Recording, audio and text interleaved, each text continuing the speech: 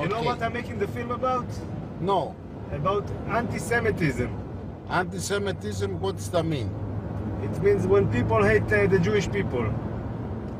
No way, man. The Jewish people control the world. Yeah? Of course.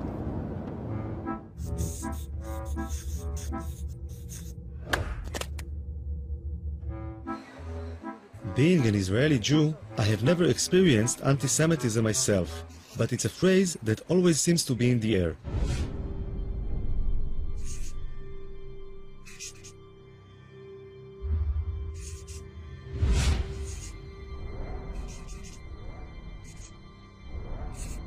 Three words seem to appear over and over again: Holocaust, Nazi, anti-Semitism. Living in a country that was founded to give the Jewish people a safe place to live in, I found this really disturbing. So I decided I wanted to learn more about the subject.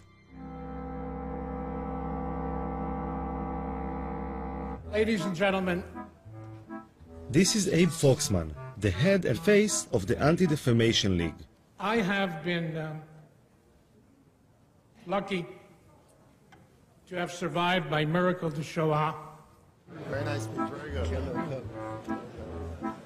The ADL is the biggest organization in the world fighting anti-Semitism, with a budget of over $70 million a year.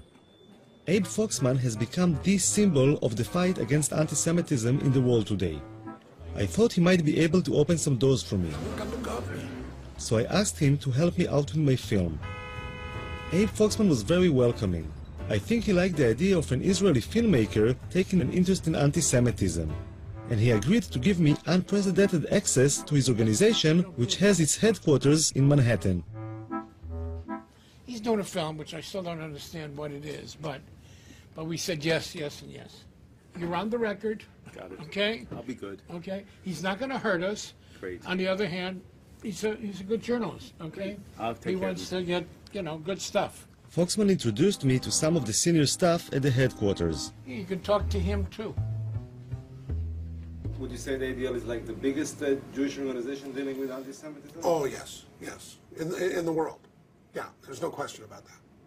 Yeah, certainly in the United States, but I would say in the world. We have all of our 27 offices all over the country with their ears to the railroad tracks. It starts with an insult, a denigrating statement, and at the very top, what you have is genocide. And in between is every bad thing that can happen to somebody. This is my grandmother. She's over 90 years old, and she lives in Jerusalem. I decided to tell her about the film I am making. אני ישראלי, כן? אני אף פעם לא הרגשתי מה זה אנטישמיות. אז אני שואל מה זה בעצם, אני בא ומנסה להבין מה זה. נו, אז עכשיו אתה יודע מה זה? אני לומד. אתה לומד. זו הסבתא שלך יפהפייה, זו אני. Her family emigrated from Russia in the 19th century because of the strong Zionist ideology. The first Zionists came to Israel, or Palestine as it was then, because they thought it was the only solution to anti-Semitism. אנחנו ציונים נלהבים. אנחנו לא נחליף את המדינה ולא נחליף את העם בשום פנים ואופן. לכן כשמדברים על דברים כאלה זה פוגע. זה מרגיז. איזה דברים? על יהודים, על אנטישמים, על הדברים כאלה. אבל הם אומרים שיש שם הרבה אנטישמים. איפה שמה? אז למה הם לא באים אם יש אנטישמים? אם יש אנטישמים, למה הם לא באים? עד שירגו אותם. מה? אז למה באמת הם לא באים? למה הם לא באים? הם אוהבים כסף, יהודי אוהב כסף. יהודי זה רמאי. יהודי זה רמאי. והוא עושה שם כסף, למה לא לבוא פה ולעבוד, אם הוא יכול לעשות שם כסף בלי לעבוד? למה לא? שם הם לא עובדים? הם לא עובדים, זה שאני אומרת. שם יש להם כסף בלי לעבוד, פה אם יעבדו, יצטרכו לעבוד. איך יש להם כסף בלי לעבוד? איך יש להם כסף בלי לעבוד? איך עשו כסף? ריבית, מלווה בריבית, ובתי מרזח פה, ויין פה, וזה שם. זה הם יודעים, יהודי יודע את הפוילשטיק האלה. יהודי יודע את הפוילשטיק האלה. אני אומרת לך, אני היהודייה האמיתית. לא כסף מסמבר אותי, שום דבר לא. אבל את מדברת כמו האנטישמים שאומרים על היהודים שהם לא עובדים והם עושים... לא, אני לא מדברת. אני אומרת, הם רוצים להיות שם, שיפסם להם, עד שאולי יבוא מישהו, היטלר אחר ויהרוג אותם, יברחו. מה?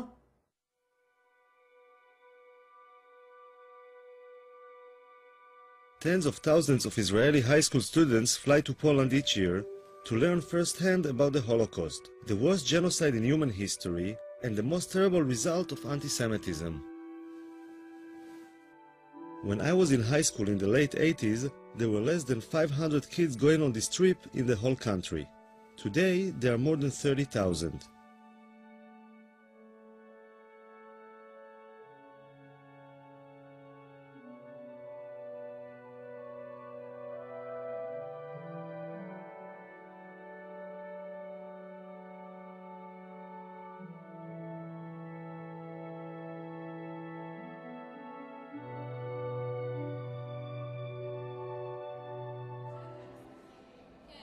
I decided to join them on their journey and their initial preparation, which takes place in Yad Vashem. יש כאלה תאים של השריפה, זה למעלה זה שמכניסים את הגופה והלמטה זה החומרי בעירה. יצא להם גז מלחץ, יצא גז ציקלון B. פה אנחנו רואים כבר את הגופות. אותה שהם יצאו, הוציאו להם את השני זהב מהשיניים. ורוב מי שעשה את זה היו יהודים ששמו אותם בתוך המשרפות, את הגופות.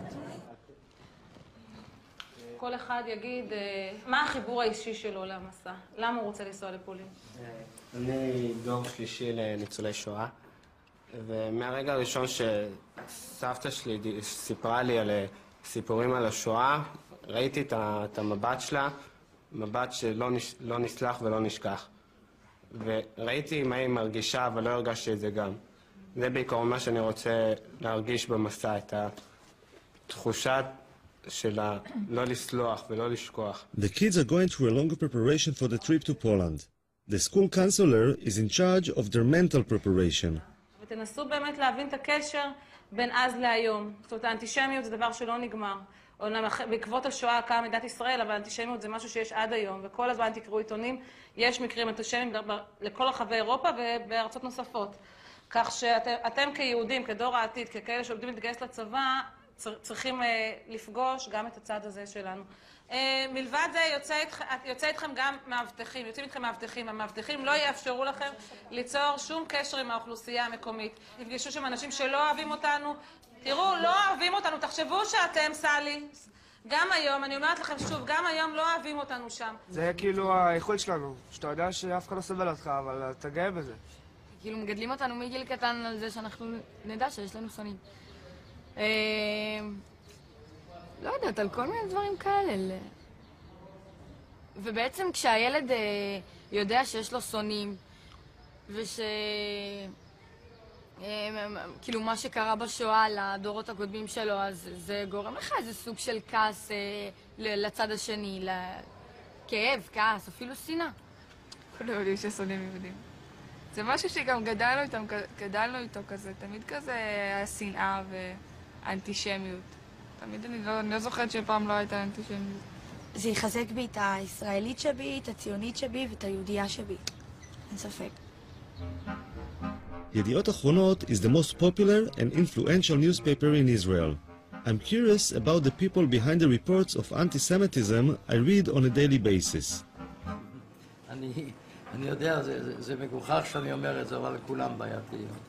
צרפת היא אנטישמית, גרמניה היא אנטישמית, המדינות בדרום אמריקה הן אנטישמיות. אני לא רוצה לדבר על המדינות המוסלמיות, זה לא מדברים בכלל. הם למעשה כולם. ליטא נשארה אנטישמית, כל המדינות הבלטיות, אבל גם המדינות במערב, אנגליה היא אנטישמית. זאת אומרת, הם כולם אנטישמים, רק כאמור, יש שקטים יותר ויש בוטים יותר. ולמה אני בכלל צריך להיות אובייקטיבי? הם היו אובייקטיביים? כלפינו לא, הם גם לא היו אובייקטיביים. מה זאת אומרת הסיפור הזה? אבל בתור עיתונאי זה... אין דבר כזה בתור עיתונאי. בוודאי שלא, לא במקרה כזה. בוודאי שלא במקרה הזה. מה קרה? מה המספר? 172,345. זה מספר שאתה לא תשכח. אני הולך איתו כבר 65 שנים. אבא היה באושוויץ 1, אני הייתי באושוויץ 3, ואמא הייתה באושוויץ 2 בבירקנאו. Noach is over 80 years old and is making sure that the future generation of reporters will be just as committed as he is. ירידה זה פחות כותרת מעלייה? פחות. אז עלייה זה טוב. עלייה זה לא טוב, עלייה זה רע. עלייה זה טוב לעיתון.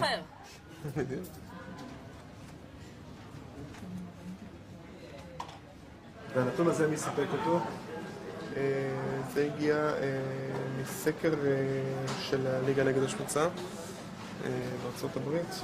בהחלט שווה לתת לזה מקום די נרחב בעיתון. The headline in the Israeli paper was quite worrying. I wanted to see how the Anti-Defamation League actually fights anti-Semitism. Where the hell is he? Where is everybody? Where's the secretary? Thank you. They're going to come in. Thank you. Hello. Hello. Have a seat and say hello. Introduce yourself. Joel Levy. Hello, Yoav. Yoav, very nice to meet you. Let me give you a card. Thank you. Okay. No? You don't have to button your... Why not? The working session. Okay, so it's working. So the reason I'm asked to sit with both of you is what looks like a spike in anti-Semitic and racist activities or manifestations. Now, New York seems to be at the center, or at least getting the attention. Where do you see it? How do you see it? Well, I've had a lot of meetings with the police department and last week with the mayor to talk about this. There is a wave. There's no question about it. I don't know if it's attached to the time of the year, maybe attached to the presidential election. I'm not quite sure why we're saying it here. Do you have enough resources to deal with all this stuff? No. We're flooded every day with these things all over the country. It's a very big problem. According to the ADL reports from the last couple of years, the average number of anti-Semitic incidents in the US is around 1,500 a year. I'm hoping Joel Levy can help me find a case I'll be able to follow. What we have to do is to follow a case. I understand, yeah. Because, every film needs like a drive. And once we have like a case that we can follow, so that would be great. We're going over the fresh data collected over the last couple of weeks to see if there's anything I will be able to film. We have received in the last week or so someone who employment case, someone who wasn't able to take days off for the holiday, someone who is a school teacher and wanted days off for Shavuot, someone who is a nursing student and had some issues with taking time off as well as with taking time off. We also got a phone call from someone who was complaining about a website that had anti-Semitic remarks on it. Mm-hmm.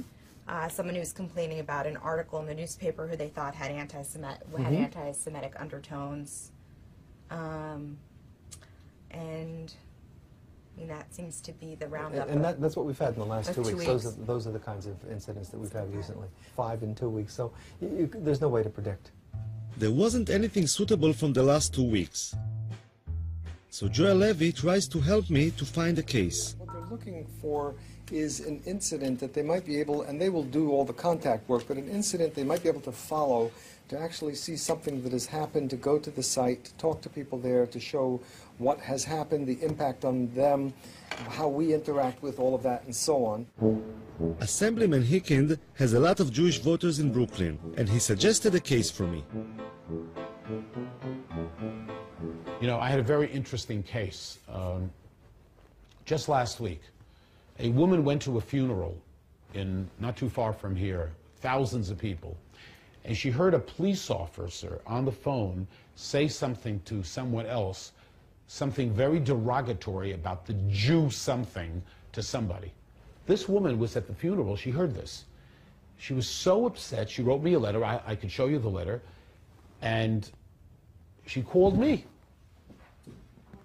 Yeah. Okay. Is this the only letter? Yeah. Okay. You want me to read part of it to you? Actually, you could look at it. I overheard a very disturbing conversation that a policeman had on his cell phone. I heard him say very loudly, I wasn't even standing close to him, quote, "I'm just finishing this Jewish shit." Sorry for using this kind of language, but this is the exact quote. I was so offended by the vulgar language, which is never appropriate, etc. And she goes on. I made it that the police officer called the woman. He apologized on the telephone. Hicken thought it was a good case, but the police wouldn't let the officer go on camera, and the Jewish woman seemed to be satisfied that the policeman had apologized. I realized that it might take some time to find a suitable case to film, and the kids had just finished their preparations, so I had to join them and fly to Poland.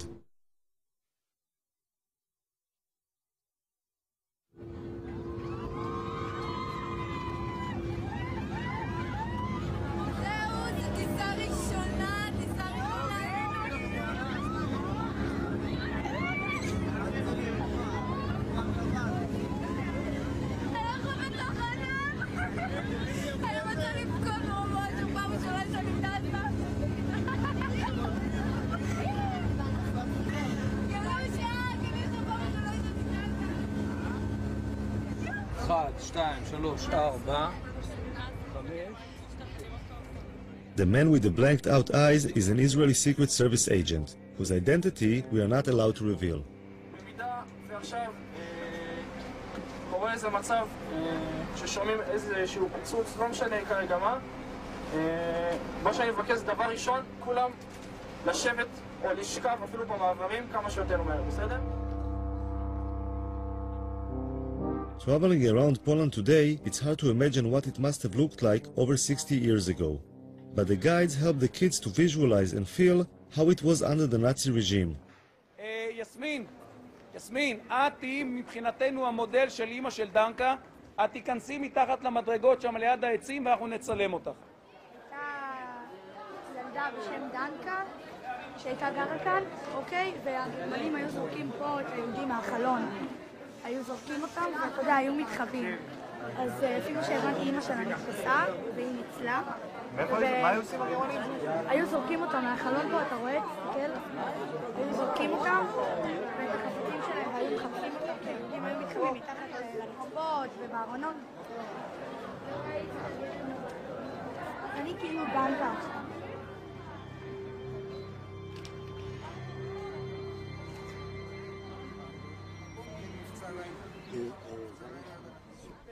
בגטו לובלין. גטו יהודי בעיר לובלין. Izrael?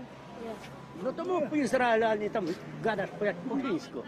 Ja myślałem, że z Chin jesteście. Kto gada? Izraelczanie? Pytam się skąd, a dopiero jak powiedziałem, że z Izraela, no to powiedziała, że tak. English? הוא מדבר רעות על ישראל, הוא אמר שאנחנו כלבים. הבנתי. בואי כבר, מה את מדברת עם אחד כזה? רוני. למה התחלת לדבר? רוני.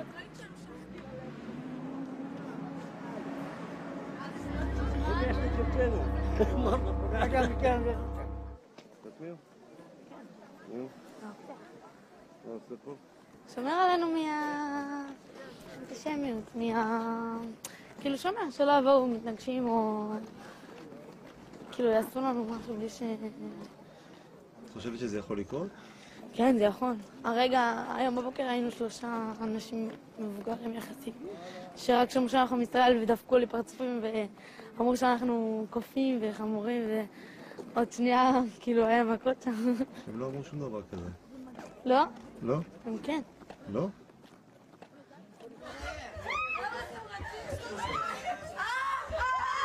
בואו to your rooms right now. Right now, go to your rooms. Oh, sorry. Right now. Go to your room. What happened here? What are you doing? מעניין. Excuse me. We are not vlog. We have some other guests here. I know that the kids, but you have to understand us. We have some other guests here. They're coming down and then they are staying there. We won't pay for it. Although the days in the Poland trip are long and exhausting, the kids still have a lot of energy when they get back to the hotel. Quiet, okay? But close the window and stay in your room, okay? למה אתם לא יוצאים? לא קשור לעייפות, מה? הייתי יוצאת. יש ניאו-נאצים, כאילו פה בפולין, שיש סכנה, יש לנו סכנה, כי נגיד הם יכולים לדפוק לנו בדלת בלי שנדע מי זה, ויכולים להתחיל לזרוק דברים מהחלון. זה מה שנגיד הסבירו לנו בארוחת ערב, הביאו לנו תדרוך, שתכלס אנחנו לא במדינה אוהבת, אנחנו במדינה יחסית עוינת. נגיד אם יגלו איפה אנחנו עשו לנו פה הפגנות בחוץ, או אבנים זרקו עלינו, ונגיד לפני שבועיים נכנסו לי פה שיכורים כאילו ניאו-נאצים, התחילו לדפוק פה בדלתות וחיפשו יהודים. ככה כאילו הסבירו לנו אתמול בארוחת ערב. מי הסביר? השב"כ, תשמע, הוא דפוק, אנחנו אוכלים בסבבה, פתאום הוא בא, יש לי כמה דברים בשיא העדינות. אתה רואה כזה, אחד כזה, אשכנזי חמוד כזה, פתאום מתחיל לדבר איתך על ניאו-נאצים וזה, כולם היו בשוק, לא יכולים לסיים את האוכל. סך הכל בשביל הביטחון שלנו, אז כאילו, אסור לנו לצאת, ישר אחרי ארוחת ערב אנחנו צריכים להיכנס לחדרים. למה? כי הם אנטישמים. הם לא הכי אוהבים אותנו. בדיוק. עכשיו אנחנו נכנסים לשדה תעופה, אתה קולט שם חיילים, הולכים כמו במשטר הנאצי. חיילים הולכים לך כזה ישר כזה, יש להם כזה פרצוף כזה רע כזה. אלה שדפקו לנו את הדרכונים שלנו, נראה כמו קציני אס-אס. As the kids were facing anti-Semitism in Poland, or at least feeling that they were, a case was reported in Brooklyn that seemed suitable for the film.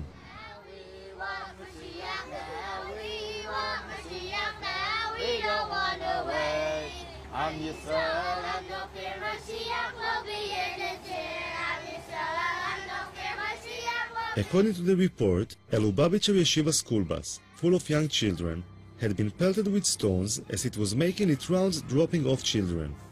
One of the stones had crashed through a window where one of the children was sleeping and landed in the aisle between the seats. A second stone broke a window and barely missed two other children. Two mothers witnessed the incident and gave descriptions of a group of black youths between the ages of 10 and 12. So were you scared? Were you scared? I was worried for the kids. I was worried for the kids more than for me. What, all of a sudden you heard like a big noise? How was it? Big noise in two windows. Look. So where's the back? In the middle, on the side.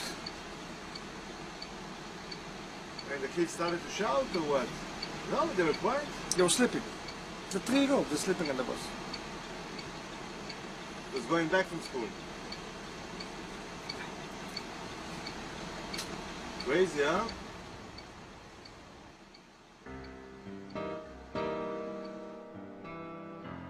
Crown Heights is a mixed neighborhood of Jews and blacks. In 1991, there was a lot of tension between the two communities, leading to the Crown Heights riots, which went on for 3 days and resulted in many casualties. This is Binyamin Lifshitz, the local reporter in Crown Heights. Maybe put your arms like, you know. Folded? Yeah? I'm not a poster boy. He was the first to report the incident. Not a big, strong guy. See, where the rocks went into the bus over there. Wait, can you go back to that? And, I mean, most of the crime incidents in Crown Heights are targeted at Jews? It's always been known throughout the course of history, Jews are soft targets. We've been the victims of so many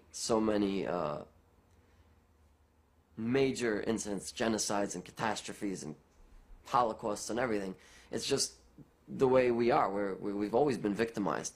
When a black guy sees two people walking down the street, a black person and a Jewish person, his choice to attack someone will not be a black person. Because a black person, you never know, what is that guy? Does he carry a knife? Does he carry a gun? A Jew is a soft target. It's always been known like that, which is why we always encourage to walk in pairs, which is why we don't walk so much outside, like at night, so to speak, alone.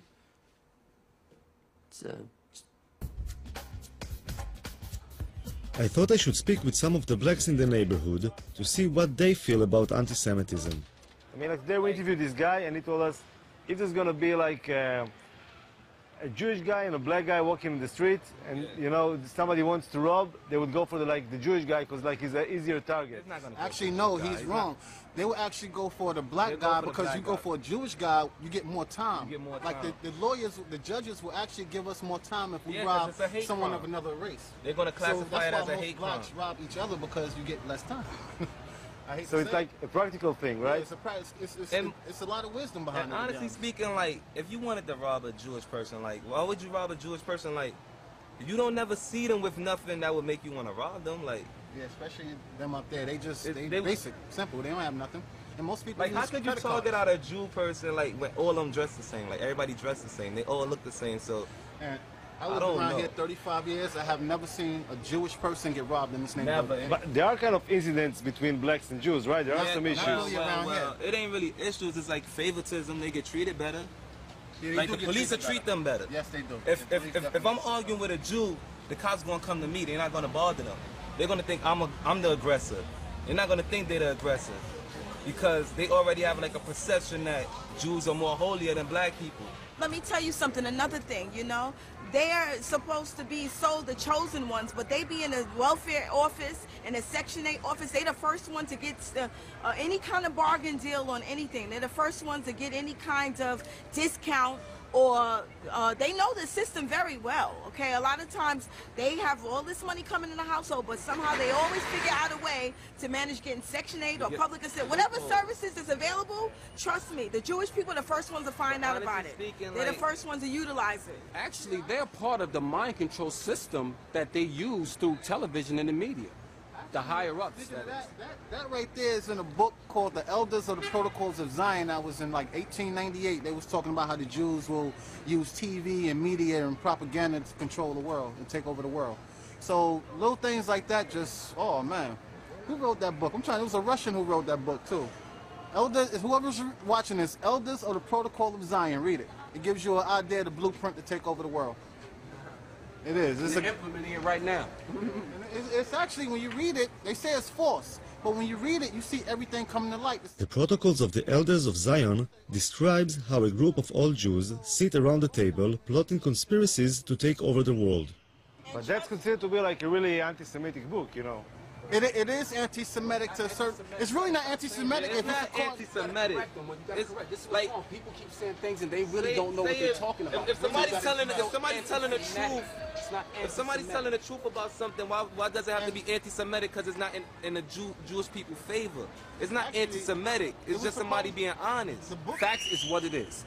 Bottom line. No, but just to put things straight, like this book, the books of the elderly of Zion. That was actually, they said it was written by a Jew, actually. So it's really not anti-Semitic. But this book was like kind of a fraud, you know? Yeah, they said it's a fraud. There wasn't such a thing, you know, it's like a bunch of people sitting together running the world, you know? This is kind of bullshit, But you you know? said that's bullshit? That is not true. This is like a false book. That's not bullshit. As far as like a bunch of people sitting together running the world. The United Nations is a bunch of people sitting together running the world. So how could you say that's bullshit? No, it's different, you know, because... All right, so... Exactly, there's no difference. You said some like pretty harsh stuff about like, you know, Jewish people and stuff like that. No. Hold on, you gotta listen. Let me finish. I mean, like, so maybe when they like see you guys on the streets and they feel like afraid or they feel tension, there is something, you know, like...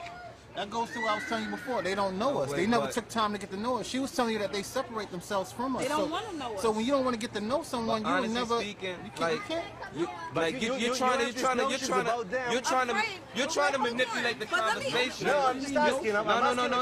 No, because we told you we have no problem with them. Hold on. First of all, why wouldn't we be afraid of them also? There's a misunderstanding and there's a lack of communication. How do we know that we're safe amongst them? I mean, Talking with them made me realize that living in a mixed community can create a lot of tension that can be easily inflamed.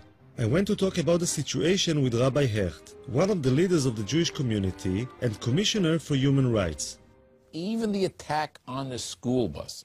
Not every time when somebody calls somebody with a name that you're a Jewish so-and-so or you're a black so-and-so, does that mean that I am a racist in heart or an anti-Semite anti-Semite in heart, or that I'm doing it only because of anti-Semitism. If 5 crimes happen, 5 blacks against 5 Jews, it has to be anti-Semitism. Why? Listen, even if the reason why I hit that Jewish kid is because I knew that he's not going to fight back, or the white woman in this neighborhood who's a Jewish woman, I stole her pocketbook because I know it's going to be easy prey. That's not called anti-Semitism. Now, again, you want to put it into some category and lock the guy up for a longer period of time because he saw a weak woman that he grabbed it. But again, I think we have gone a little too far. Many of the anti-Semitic incidents reported by the ADL happen to Orthodox Jews, since they are the easiest to spot. So I was pretty surprised by Rabbi Hecht's response. Let me tell you guys, I am suspicious when a guy makes a living from a particular situation. So if there's a particular film crew that make a living from blood, that's right, I'm suspicious every time they show blood. If a guy is created only because of anti-Semitism, I'm nervous about his reports. Are they accurate? He has to create a problem because he needs a job. So you're saying, like, I mean, the ADL is not like a credible organization, or? I really can't pass judgment on other organizations, so we'll leave it that way. I'll be politically correct. But listen, clearly the ADL has been responsible in certain areas to flare up things as much as they've helped. Of course, having said that, now I'm on the ADL's blacklist now, so Mr. Foxman is not going to come to my home for dinner, but what should I tell you?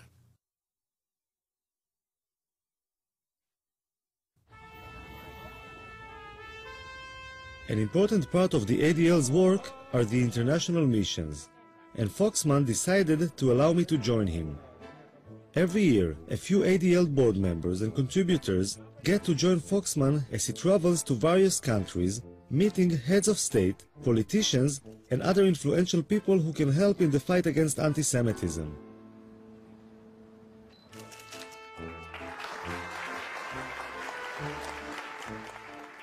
It's like an organized tour, but apart from visiting museums and other tourist attractions, the chosen ADL members get to join Foxman in taking an active part in the struggle against anti-Semitism. You have to debate what is proportionate when someone attacks you. You are serious people, and you're here for serious business, and you're going to see the Holy Father, and everything the ADL does is serious business. The police escort along the way made me realize I was traveling with some pretty important people. I'm seeing the Pope tomorrow. Rodi Friday. Yeah. Good job. Mark Antonio.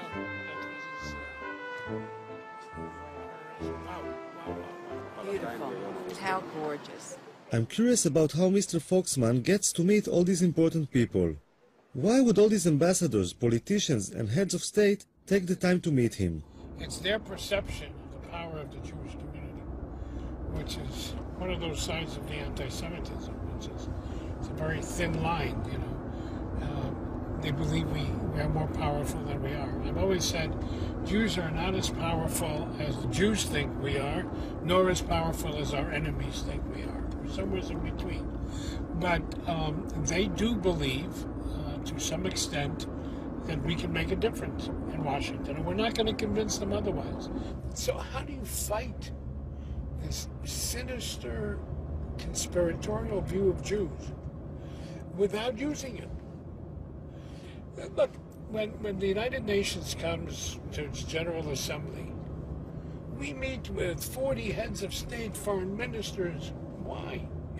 I think I got it. It's like a poker game in which Foxman bluffs the other side into thinking the Jews have more influence and power in Washington than they really have. The downside is that the idea of Jews being so powerful can result in envy, even hate. Foxman has a very close relationship with the Israeli government. All right. Oh, yeah. A couple of times. Israel relies on Foxman when it comes to issues of anti-Semitism. And being the Jewish state, anti-Semitism is always on the agenda.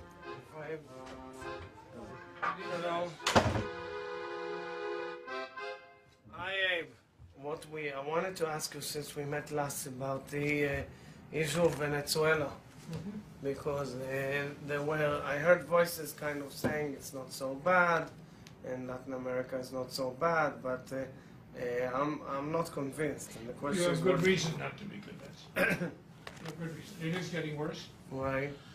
And little by little, as long as oil money works. I'm told that by our experts, it's the only, except for Iran, it's the only government-propagated anti-Semitism today around the world. It's a Formally, right. This is First quite scary. within the country and then outside. So are you pressing it anyway? We've talked to Jesse Jackson, who has a relationship, but it's not for camera, but there are other plans. We'll talk about it in a minute. So we have a very beautiful view from here. The first example of what Foxman is talking about was a meeting with a special advisor to the Ukrainian President Yushchenko. The Ukrainian government would like to distance itself from the embrace of the Russians and strengthen its ties with the West, most especially the United States. They believe that the Jews can become their allies in the US Congress. We come to celebrate your democracy, but we also come with mixed feelings. The history of the Jewish people in this country is primarily one of tragedy. We would like to see a more active, a more aggressive approach to dealing with issues of anti-Semitism. It took a long... Foxman is concerned about the Ukrainian government's comparison of the famine in the Ukraine before World War II with the Holocaust. The one thing that you need to be sensitive about is not to link it with the Holocaust. I know. Be careful that it not be played as your genocide, our genocide, because that will be counterproductive on all sides. We, of course, respect Holocaust, and I understood your message, and we try to be very, very diplomatic. Here it is. I was impressed by the way Foxman handled the meeting, but it also raised some questions for me.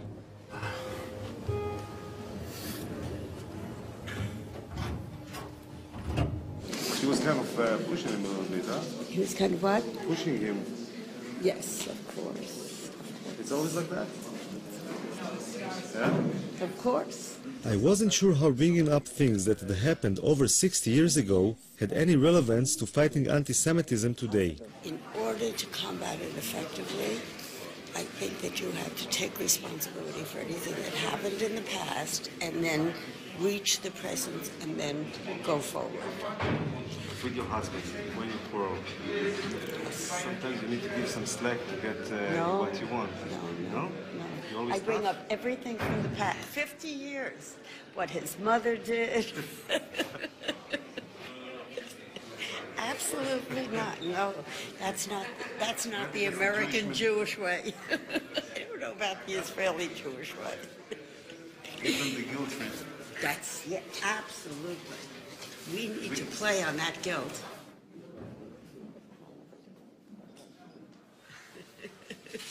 I asked when you're having a quarrel, whether she give you some slack sometimes to, to make up, and she said no. I'm always wrong, and she's always right. But wait a minute, do I ever forget anything in the past? Never. Suzanne will tell me 20 years ago what I did wrong. If we have an argument now, but, 20 years you did this. I said, but Suzanne, it was 20 years Wait a ago. minute, but do you know why? Because he has not stood up and taken responsibility for that behavior. The guilt trip she's giving you, does it help? No.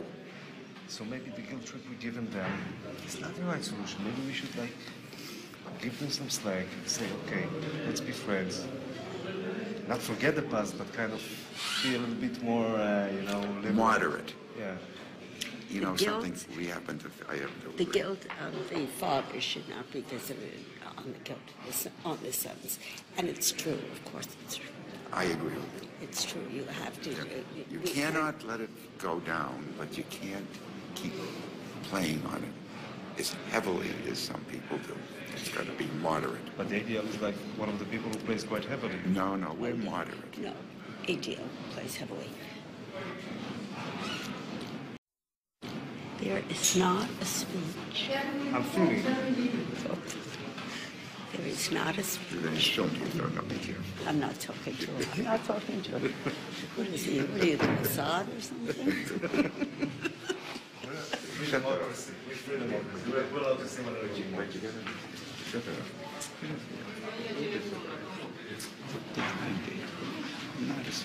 I was fortunate. Моя телефона не забудьте ваши. I'm passionate, believe me. Not quite as much. But he doesn't represent all himself.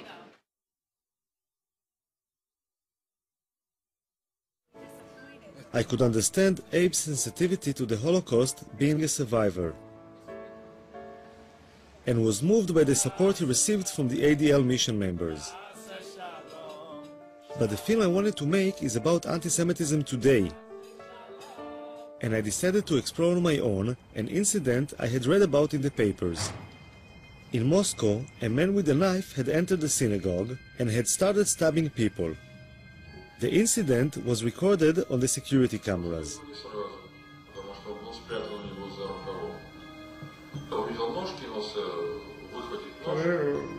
Он увернулся от меня, ударил мне в шею. Раздались истерические, неестественные крики, как убивает человека. Мы все бросили молитву и выбежали в город.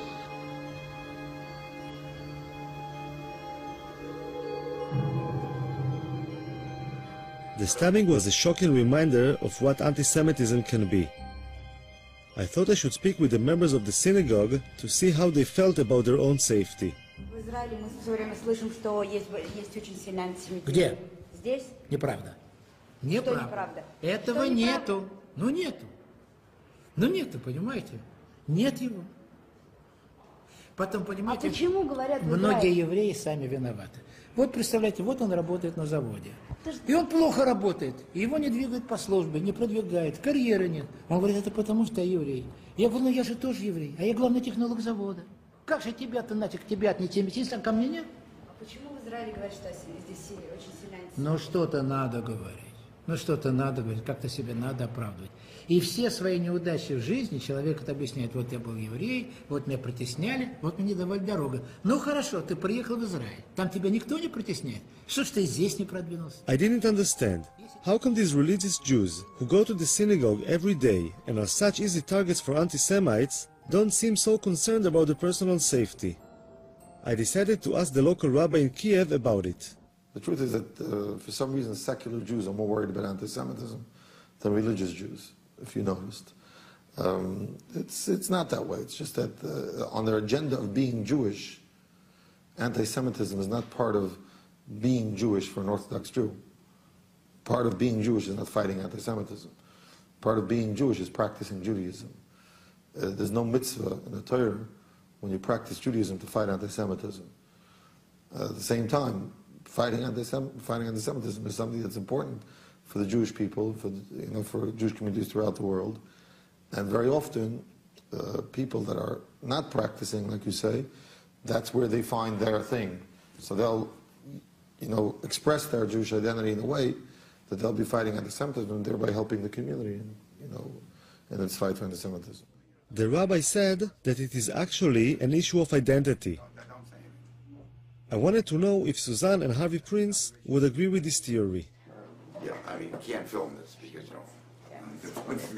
I do think that the ADL helps to reinforce our Jewish identity because we're not Orthodox and we don't have a religious Jewish life.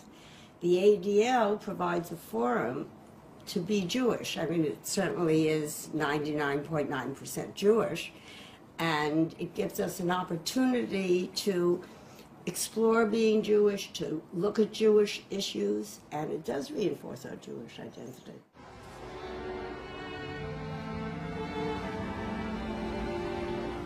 Babi Yar, in the suburbs of Kiev, is a mass grave in which 33,771 Jews were shot after digging their own grave over the course of just 2 days in September 1941.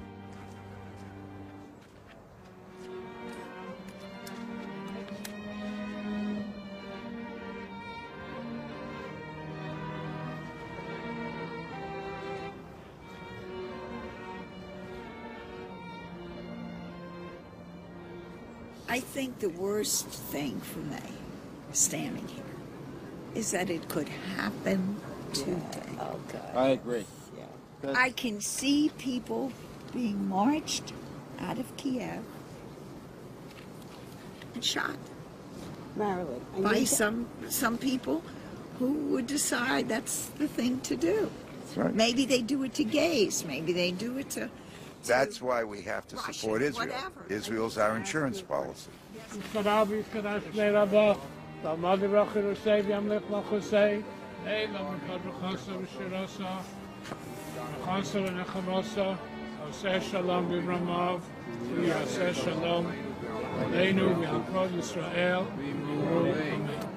was a question of the continuing existence of Israel, would you move to Israel? Yes, in a minute.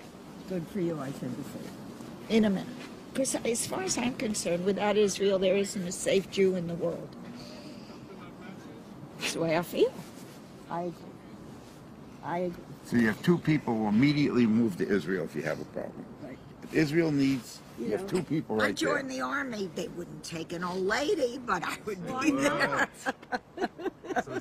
I'd roll bandages. He's I don't know. asking a question, the journalist. Does that mean that you're more loyal to Israel then? No, of course not. That's right. So how do you like coexist these two notions? How do I like what? How these two notions coexist? The fact that Easy. You love your children, you love your husband. You love your friends equally. Do you love your children more than you love your husband? Of course not. Sometimes. But you might die for your children before you would die for your husband. It's like the question then. You if might. you were in a life Israel is the husband or the kids? I'm sorry? Israel is the husband or the kids? The kids. The kids. The kids. Yeah, the kids. The Israel's love not a for child Israel anymore. is love for a child. There's a love for a child that different than a love for a husband. There's nothing like really a love for a child. It's a much more protective. Right. No, it's a much more.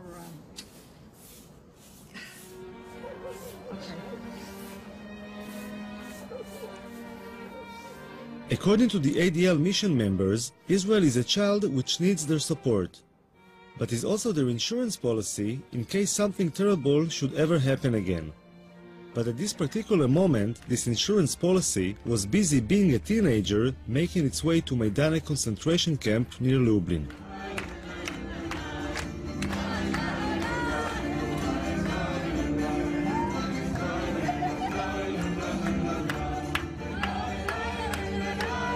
אני מדבר, תראי עיניים אליי, אני רוצה לראות את הרצינות דרך העיניים שלכם. אנחנו עוברים לשלב הבא של הרצינות, השלב הבא של תשומת הלב, אנחנו מגיעים למיידניק.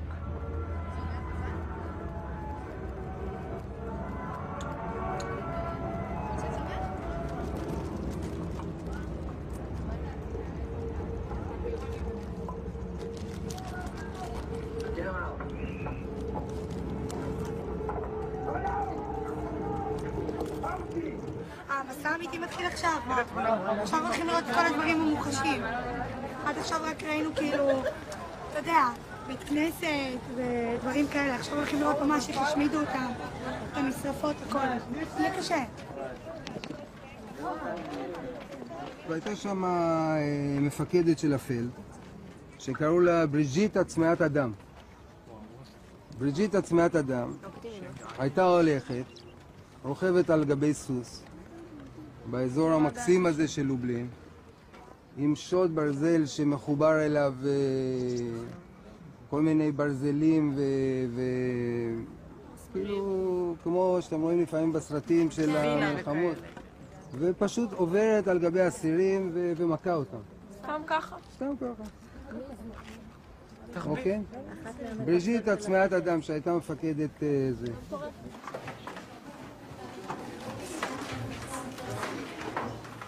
עכשיו, כמו שהסברתי קודם, שליש מהנרצחים פה נרצחו בגז, ושני שליש פחות או יותר נרצחו על ידי התת-תנאים שהם היו צריכים לחיות פה. לכו על זה.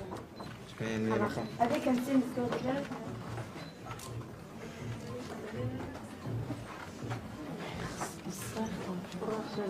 נפתלין.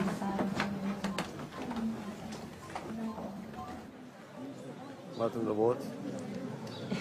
מאוכזבות. לעצמנו.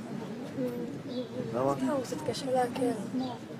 כאילו, אנחנו מסתכלים על זה, אני אישית מסתכלת על זה ואני לא... קשה לי להבין איפה אנחנו נמצאים, עדיין.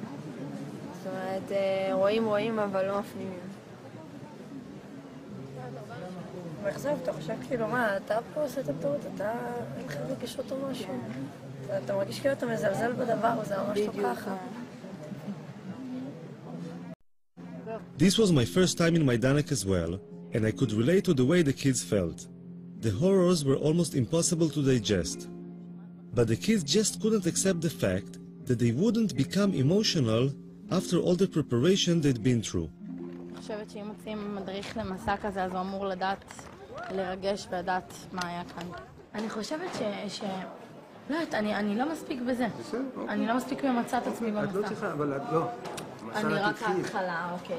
קחי את הזמן שלך, את לא צריכה להרגיש רע עם עצמך שאת לא מצטמרת כל הזמן.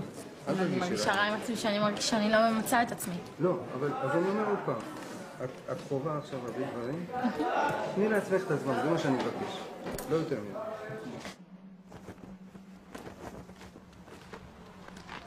ובאמת, אני נותן לך טיפ שתמשיך לעקוב אחרי הגברת בהמשך. אוקיי? בסדר? תמשיך. יאללה, גייז, עירוני א', אנחנו ממשיכים. ופה, ללא טקס קבורה וללא כבוד אחרון, נשרפו מושמדי פה בתנורים האלה, האפר שלהם שימש לדישון אחר כך לגרמנים. הם ניצלו את היהודי מהעבודה שהוא נכנס במחנה העבודה. It occurred to me that after seeing the almost incomprehensible horrors my people have suffered, other people's suffering might seem less significant somehow. I wondered if any of the kids felt this way too. יכול להיות שזאת הבעיה שלנו. שיש לנו את הרף הגבוה הזה. ופתאום אנחנו רואים בחדשות שהרסו נגיד לערבי את הבית, שצה"ל פוצץ, אז אנחנו אומרים, לא נורא, לנו היה דברים יותר גרועים. אותנו לקחו ברכבות וגרמו ליהודים לראות ביהודים. זה כבר נראה לנו, יכול להיות שזה... אני דווקא חושב שאני אחרי... כי וואלה שאני רואה את זה בטלוויזיה, זה לא מפריע לי, כי אני כאילו אומרת, בסדר, לא נורא, הערבים האלה יש להם הרבה. Nofar was not the only one thinking about the Israeli-Palestinian conflict in relation to anti-Semitism. Professor Norman Finkelstein, a Jewish academic from DePaul University in Chicago, has written a book called The Holocaust Industry, in which he accuses parts of the Jewish establishment of making cynical political use of the Holocaust. Dr. Finkelstein, you have some visitors? Whenever Israel faces a public relations debacle or comes under pressure to resolve the Israel-Palestine conflict, they start up this extravaganza called the new anti-Semitism. As it's usually understood, anti-Semitism means an irrational hatred of Jews, born simply of the fact that they are Jewish.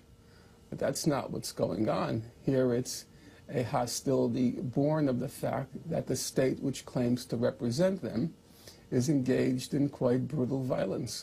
I'm sure lots of people I meet have this, what you say, deep down inside, they have this kind of queasy feeling about Jews. I'm sure that's true. But did it have any real substantial repercussions on me in life? The answer is just no. There's a kind of pathological narcissism, navel contemplation, When you are the richest, wealthiest, most successful ethnic group in the United States, you've got the world on a platter, and you sit around and you're talking about anti-Semitism. It's just kind of shameful, I think. At the time I first interviewed Finkelstein, I didn't realize what a controversial figure he was in the eyes of the Jewish establishment. Finkelstein, the son of Holocaust survivors, has been labeled a self-hating Jew, a Holocaust denier, and a madman. I had interviews stopped at the very mention of his name. I know if you Google Norman Finkelstein and Holocaust denier, nowadays you'll get about 10,000 websites. Well, if I'm a Holocaust denier, I would have to be certifiably insane. I would have to be clinically insane. Because, given who my parents were, for me to be denying the Nazi Holocaust, I'd have to be clinically insane. So you have to judge for yourself. You may disagree with me, but is it your impression that I'm clinically insane? Now, if you think I'm not, then you have to wonder, why are those 10,000 websites saying that? Recently, there's this talk about the new anti-Semitism, which is very related to Israel. And I've been heard that from Jews outside of Israel, saying Israel is the cause that anti-Semitism is now, that we are suffering from anti-Semitism. Well, I would say that is nonsense. That comes from insecure Jews. I think people use Israel as an excuse to rationalize and legitimize, because in many places of the world, anti-Semitism is not acceptable. It's not polite, it's not proper. But if you can camouflage it, if you can find a platform of a news event, of a political discourse, then you use it. And we find every time there is conflict in the Middle East between Israel and somebody else, the level of anti-Semitism spikes. Why? Because the anti-Semites come out of their woodwork, and now they can express themselves in their anti-Semitism in what they consider a legitimate, licensed way. Strangely enough, Foxman and Finkelstein agreed on one thing, which is that most anti-Semitic incidents nowadays fall under the category of new anti-Semitism. The difference is that Foxman says that anti-Semites found a new target called Israel, to which they could express their anti-Semitism, while Finkelstein believes that saying that is a cynical misuse of the term anti-Semitism. But attacks on the ADL seem to be coming from all directions. So today in America, there are two professors who are saying that Jews are more loyal to Israel than to America. Mearsheimer and Wald. See, this is what Mearsheimer and Wald. Mearsheimer and Wald. Steve Wald and John Mearsheimer are two academics from the universities of Harvard and Chicago who wrote a book called The Israeli Lobby. They claim that there is a lobby in the US whose role is to support Israeli policy even if this policy goes against the interests of the US.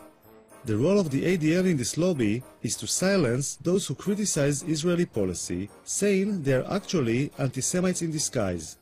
Walt and Mearsheimer were invited to Israel by Gush Shalom, a left-wing Israeli organization whose head is Uri Avneri, a former parliament member and a peace activist. I was very happy that they accepted our invitation and agreed to come here. Actually, we were a little bit afraid in the beginning that there may be some difficulty to get them into Israel, especially after what happened to Professor Norman Finkelstein, who has been arrested and kept in prison, actually, and then deported. Steve and I have traveled all over the United States, and we've traveled all over Europe talking about the lobby. I have honestly been struck by how little evidence we've come across of anti-Semitism. This is not to say that we don't run into lots of people who are critical of Israeli policy and shake their head at what the Israelis are doing. אבל לנו כישראלים זה לא טוב שיש לנו בעצם את הלובי הזה מאחורינו שם? כתושבי ישראל שגרים פה בעצם. קודם כל, שאלה מאחורי מה? ומי זה אנחנו במקרה זה? הלובי הזה תומך בימין הישראלי, הוא מאולמרט ימינה. חביבם הוא ביבי נתניהו, וימינה מביבי, מעבר לביבי נתניהו, הימין הכי קיצוני. כאשר הייתה ממשלה שמאלית כאילו, היחסים היו רעים מאוד. ההתלהבות צנחה. כוונות מאחורי הארגון הזה הן כוונות טובות, לא הבנתי שהאנטישמיות זו מטרה טובה. אני כבר לא יודע, אני לא בטוח. אני כבר לא יודע, אני לא יודע מי משרת פה את מי. אנחנו אותם או הם אותנו. אנחנו מכתיבים להם מדיניות, או שהם, כמו שאמרת קודם, או שהם מכתיבים לנו מדיניות. אף אחד מהם לא לוחם באנטישמיות. הם לוחמים נגד ביקורת על ישראל. זה שני דברים לחלוטין שונים. כמעט שאין אנטישמיות באמריקה, זה אגדה. אין, ממש אין. לו הייתה, גם השדולה הייתה מתנהגת אחרת. אין. התופעה הזו שנקראת אנטישמיות היא קיימת רק בתקשורת הישראלית. ועל ידי כל מיני פונקציונרים יהודים בעולם שהם מתפרנסים מזה, שהם לוחמים באנטישמיות. איפה יש אנטישמיות? אין כלום. בעולם ישראל מצבה של היהודים באמריקה, מצבם לא היה כמו היום. מה, אנטישמיות זה המצאה ישראלית? המצאה יהודית? אנטישמיות? אנטישמיות היום? במידה רבה כן. כל אחד פוחד מאנטישמיות בגלל הזיכרונות ההיסטוריים, והיהודים מפוחדים תמיד. באמריקה היהודים, כמה שהם חזקים וכמה שהם מושלים באמריקה למעשה, הם פוחדים מהצל של עצמם. כל רגע, אחרי כל עץ, מסתתר אנטישמיות. בולשיט, אין דבר כזה. אנטי ערבים, אנטי מוסלמים, אנטי שחורים, אנטי מה שאתה רוצה. אנטישמים? פשוט אתה צריך זכוכית מגדלת למצוא אותם, ויש כאלה שהולכים עם זכוכית מגדלת, כמו שרלוק הולמס, ומוצאים אנטישמים. Abe Foxman's spokesman, Ari O'Sullivan, was the last person I expected to see at the event. What was he doing here? Look, Abe, they mentioned the ADL a couple of times in their talks, and like I told you, they were false, these things. And I went up to Walt, but he was surrounded with people. I said, listen, I'm from ADL, Ari O'Sullivan, and those two things you said about the ADL are incorrect. I got a lot of interest from the foreign press. I don't know about the Israeli media, though. Was it the Israeli media here? אני מהליגה נגד השמצה. זה שהזכירו כל הזמן, ADL. אתה מהליגה. אני הדובר של הליגה. מי אתה? דובר בארץ? כן, אתה מגוש. אני מגוש שלו? למה הבאתם אותו? את מי? את שניהם. זאת אומרת, למה הבאנו אותו?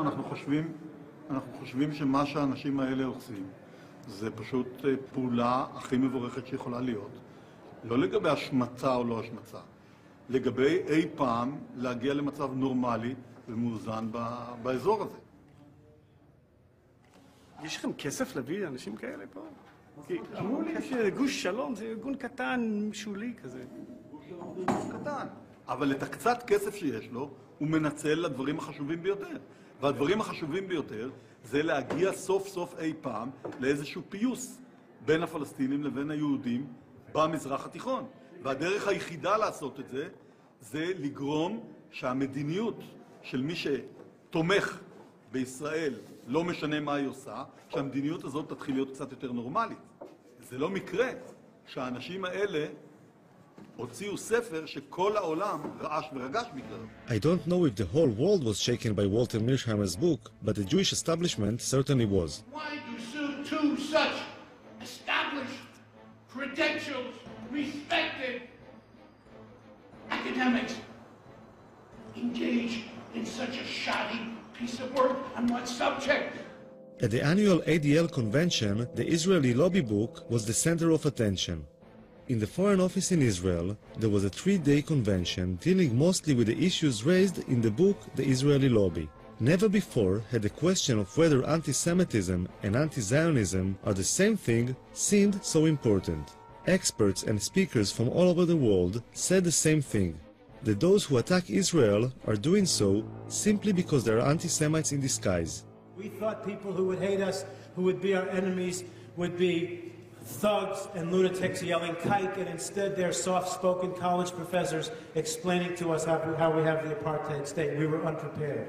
So let this conference draw a line in the sand. If you're an enemy of the Jewish people, then we will fight you with all our might, for ourselves and for our children and for our children's children. Who would we be if we did not and we will prevail.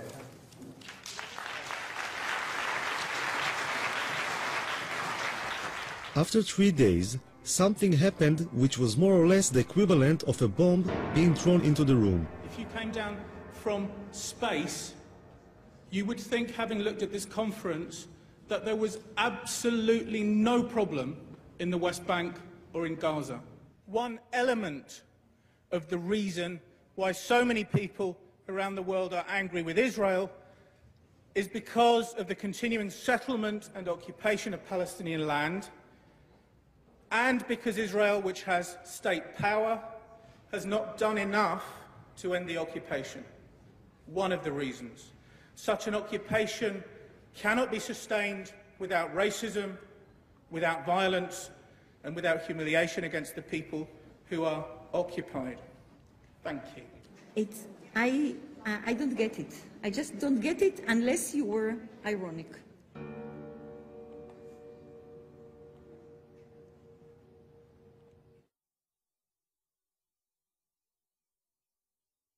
Listen, David. Yes. We appreciate your work. We invited you to speak. Yes. But what you did today was a kind of preaching about looking for human rights that we don't have. This is more or less what you said. There are problems with human rights in the we territory. don't say It's that. insinuative. What do you say? No, Not I only choose that. to say something which has not yet been said by everybody. Just It's for very the simple. provocation? No, not for the provocation, because Palestine was not mentioned It was in this mentioned conference. all Not over. once, maybe by Gil. It was mentioned It was mentioned yesterday as over. Palestine is the anti-nation.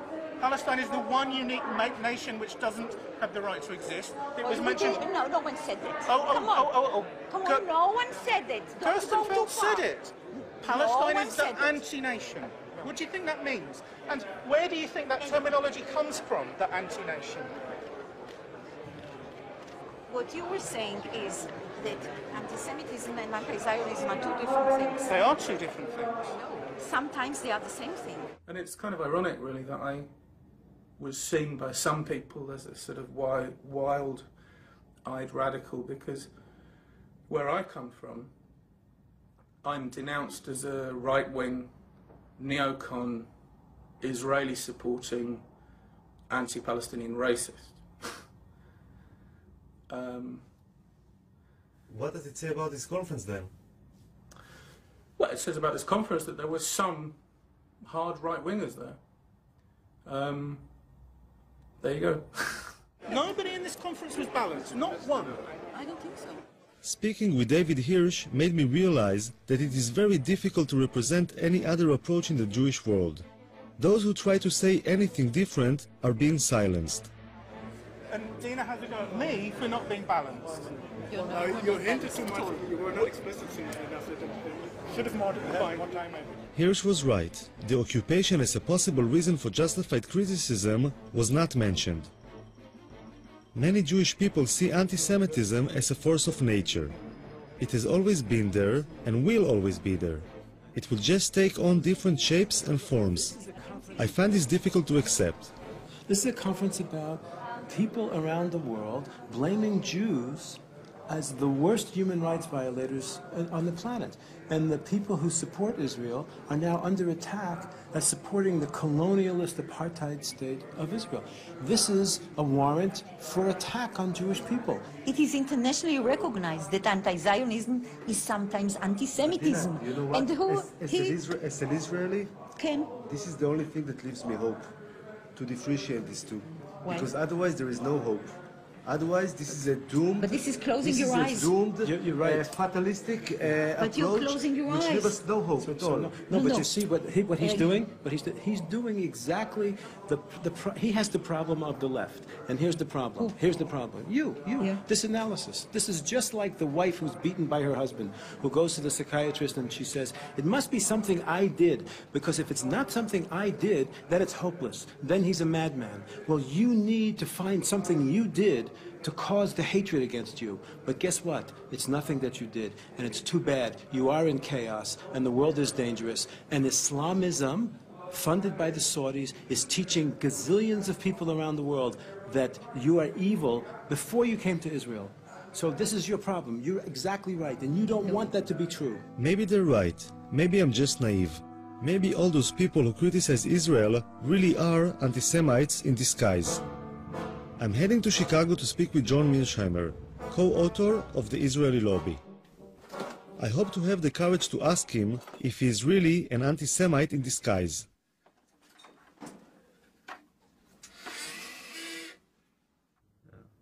But did you kind of took a few minutes to question yourself when you've been blamed as being anti-Semite? Did you try to think about it between yourself and yourself, I don't know if you have this expression, within yourself, did you take some moment to think maybe some of it was influenced by something which is, could be interpreted as anti-Semitism? No, because I'm not anti-Semitic, and I never had any doubt that I wasn't anti-Semitic, and I just didn't see any need to do this. My arguments are not in any way, shape, or form hostile to Jews or hostile to the State of Israel. And in fact, Steve Walt and I go to great lengths in the books to make in the book and in the article to make the case that we think the lobby's policies are not in Israel's interest or in America's interest. And we believe that the policies that we're pushing and the arguments that we're making are better for Israel and better for the United States. Now, one can disagree with that, but those arguments that we're making are not anti-Semitic, and we're not anti-Semites. Of course, it's almost impossible to prove that you're not an anti-Semite, which is one reason that this charge is so effective. And how does one say, I'm not anti-Semitic, and convince people who say you are? My best friend is Right, that's what you end up saying, that my best friends are Jews. And some of my best friends are Jews, and of course this is not a very convincing argument. In fact, it's an argument that's almost guaranteed to lose. There's no question that anti-Semitism has been a poisonous and potent phenomenon over time.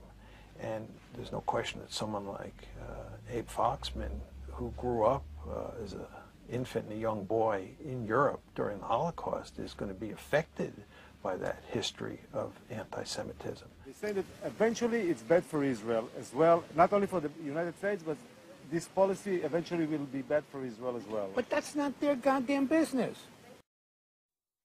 Who the hell asked them to decide what's good for you? Who are they? Who are they who come to a judgment what will provide safety and security for you? Keep in mind, that's not their business. Look, I have an obsession in this place with one thing, which we need to find a way. The latest battle Abe Foxman had taken upon himself against the anti-Semitic Polish dolls made me realize that his devotion to Israel is only part of the overall picture. Traditional Jew, I would say even stereotypic Jew, holding a bag of money and a zloty. It's a good luck charm to buy people if they go into a new house or business, because the Jews are so good with money. It is disgusting. It is disgusting.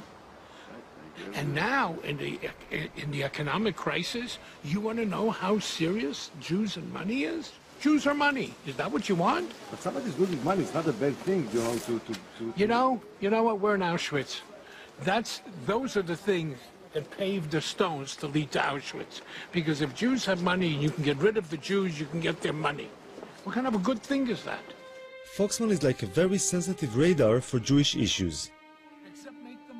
The memory of the Holocaust is always in the background, like a warning sign of what can happen if things are not dealt with at the right time. I want to ask you a question. Look over here. Do you see a Holocaust coming? It's crazy. There's so much hunger, so much starvation in the world. So many people are suffering. And you want me to get excited about some idiot painting a swastika somewhere?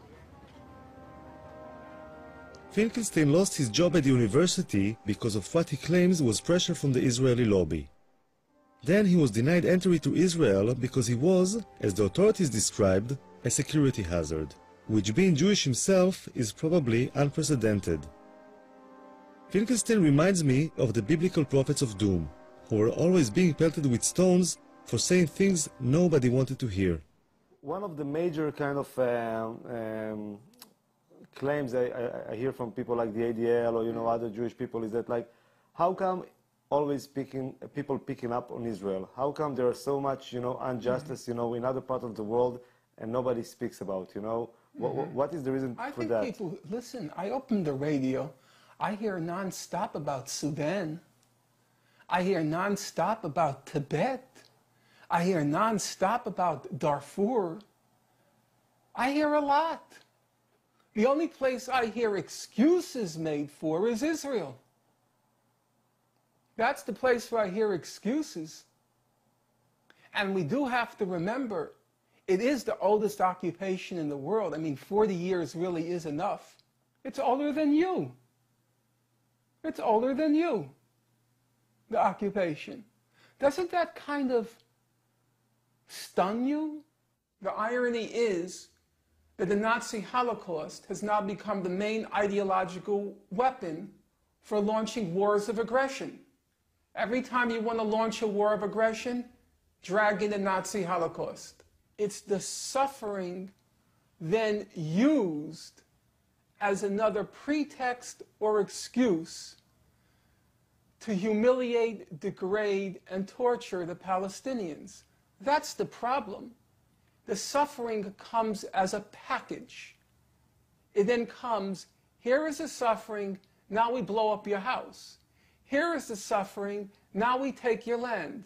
Here is the suffering, now we drop artillery shell or shoot artillery shells at your villages. It's a package deal with Israel and its American supporters. It's not just suffering, it's suffering which is then wrapped in a club. And the club is then used to break the skulls of the Palestinians. That's the problem. It's not being used to educate people. It's not being used to enlighten people. It's not being used to make people more moral. It can be. But it's not. I mean, it's not. That's the whole point. Of course it can be, but it isn't.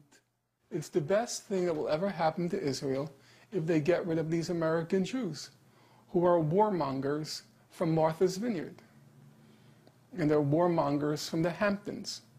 And they're warmongers from Beverly Hills. And they're warmongers from Miami. It's been a disaster for Israel. You know, it's the best thing if they can ever get rid of this American Jewry. It's a curse. For Finkelstein, Foxman is the main enemy.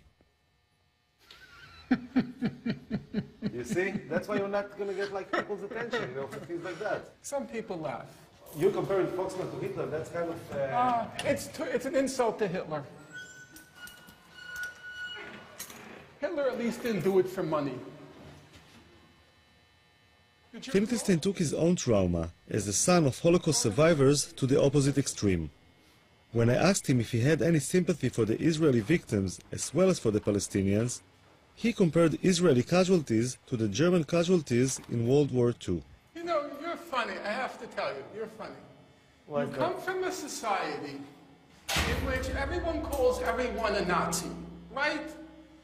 They called Rabin a Nazi, Ben-Gurion called Jabotinsky a Nazi, Jabotinsky called Ben-Gurion a Nazi, Begin called Ben-Gurion a Nazi. They all said, each of them said one is worse than Hitler. That's the whole language of your society. It's also the language I grew up with. You know, everything in my house, the food worse than Auschwitz, the clothes worse than that. That's the house you grow up in. And all of a sudden, you get so pious when they go like that. Your whole society is like that. Why was Rabin? You don't remember when they made Rabin with the SS before he was shot? And then you all of a sudden get so pious. I just think about, like, how people... Because of what? Because of Abe Foxman? We have to be pious with Abe Foxman? A hoodlum and a thug?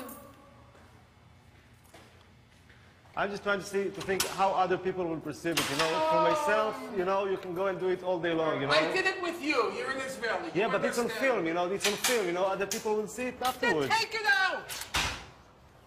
That's why you're an editor.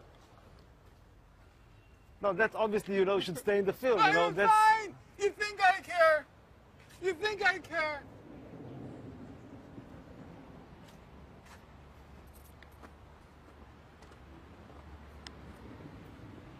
So you like the neighborhood? Very much. Look at the breeze.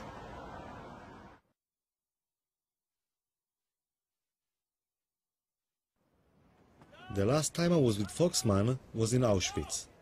The Israeli army sends its officers on a Poland trip similar to the one the kids are going through. This year, for the first time ever, an ADL mission became an integral part of the Israeli Defense Force mission. Marching next to Foxman is the Deputy Chief of Staff, the second in command of the Israeli army.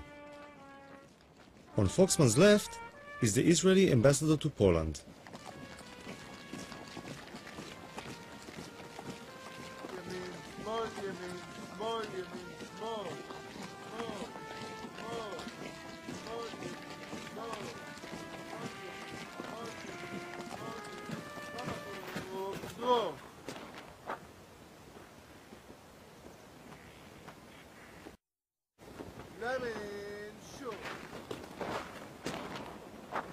This is the biggest cemetery in the world.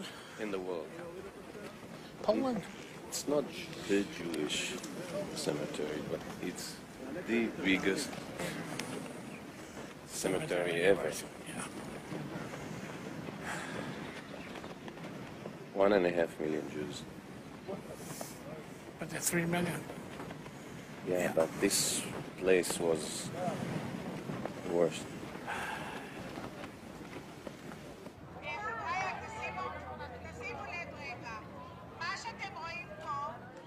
אנחנו חיים בתחושה שמוות מלווה אותנו כל הזמן. והאם התחושה הזאת היא טובה או לא, אני לא יודע. כלומר, כל הזמן עוטפת מעלינו, ופה אתה רואה את זה בעוד שהפכו את זה לתעשייה. תעשיית המוות. הגרמנים התחילו עם זה, ואנחנו היום מנציחים את התעשייה הזאת. האם... אתמול אני חשבתי הרבה האם אנחנו, ואמרתי לך את זה בערב, בשיחה. האם מצעד החיים הזה זה דבר טוב או רע, כל המפעל הזה? אנחנו מנציחים את המוות, ואנחנו בכך לא הופכים לעם נורמלי. זה שאנחנו שמים דגש על המוות ועל מה שקרה, וצריך לזכור, לא שום ספק. אבל אנחנו יותר מדי חיים בתוך זה, וזה גורם לנו לא להיות, זה גורם לנו לא להיות עם נורמלי, זה גורם לנו להיות עם... זה גורם לנו להיות... כבר נרצחו 20 וכמה חבר'ה, פולנים, כאן בחצר הזאת, אז אל תשבו על האנדרטה בבקשה.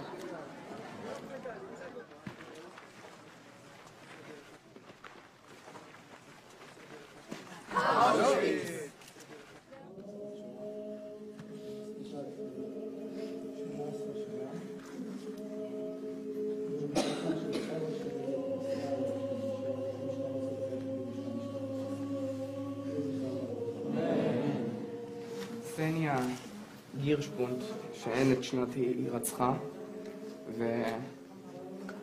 ורוב הסיכויים שנרצחה בבית החולים בקייב על ידי הנאצים. יהי זכרה ברוך.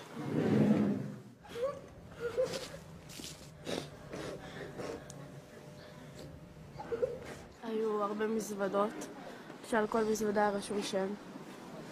הם היו בגדים של תינוקות, כפפות, חולצות, מכנסיים. היה הרבה זוגות נעליים של ילדים ושל מבוגרים. היה הרבה סירים, גלחץ לנעליים, מברשות שיניים, כל רכוש קיומי כאילו בסיסי.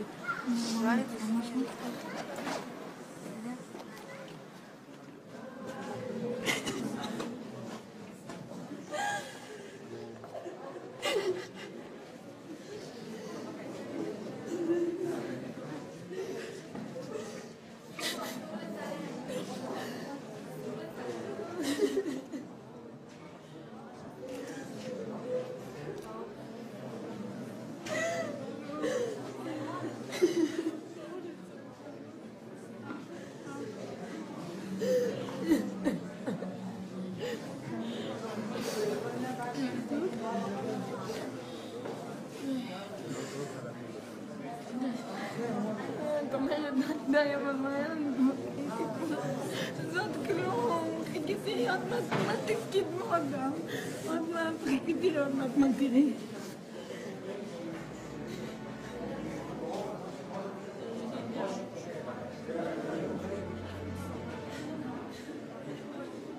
זה עכשיו זה שרוצחים אותך בגלל הלאום שלי, זהו, סתם בגלל הלאום שלי, שאתה לא עשיתי כלום.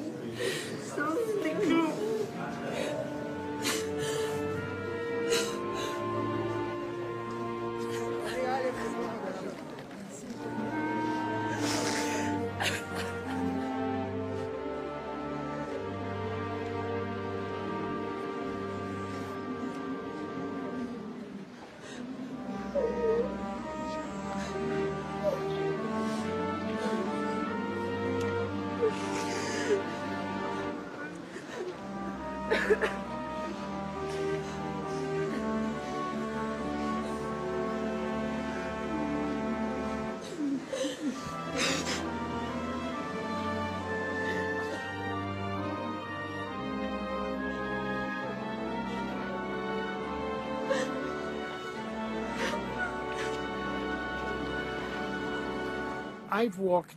I've walked this road before, full of despair, full of anguish. To walk and feel the strength behind you of 150 officers of all the levels of the Israeli army, I walked with pride. I walked with hope. I hope with strength.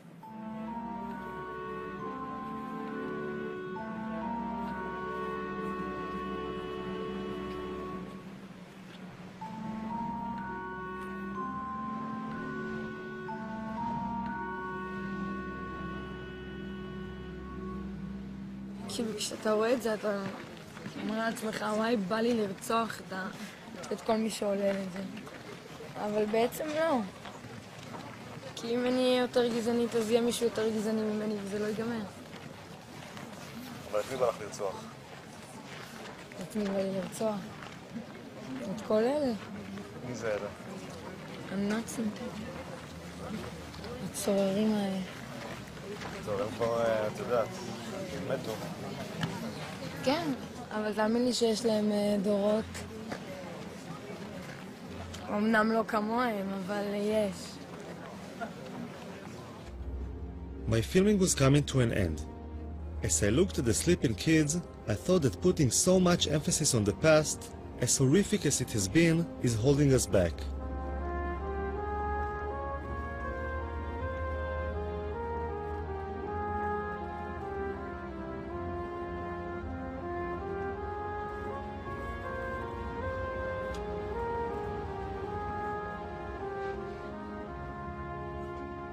Maybe it's about time to live in the present and look to the future.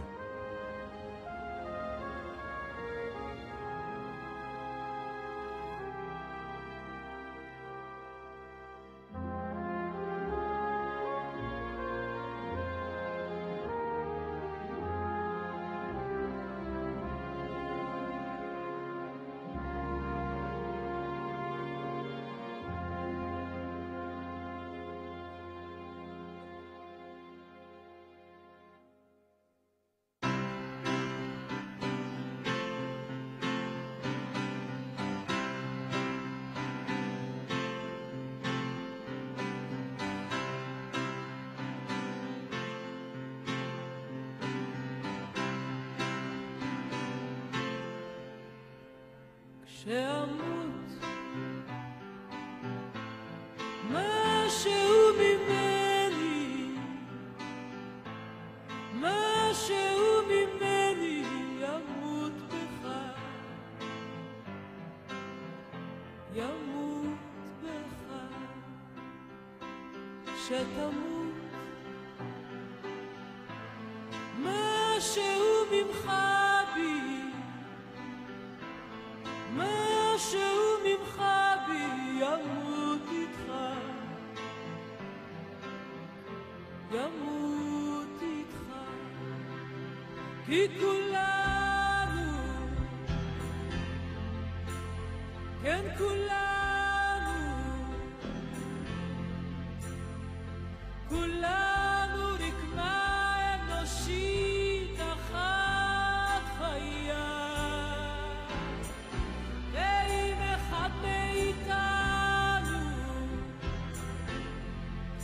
הולך מעימנו משהו מת בנו משהו נשאר איתו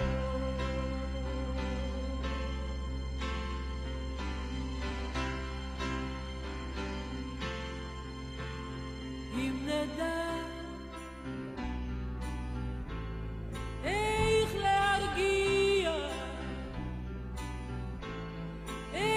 להרגיע את האיבה אם רק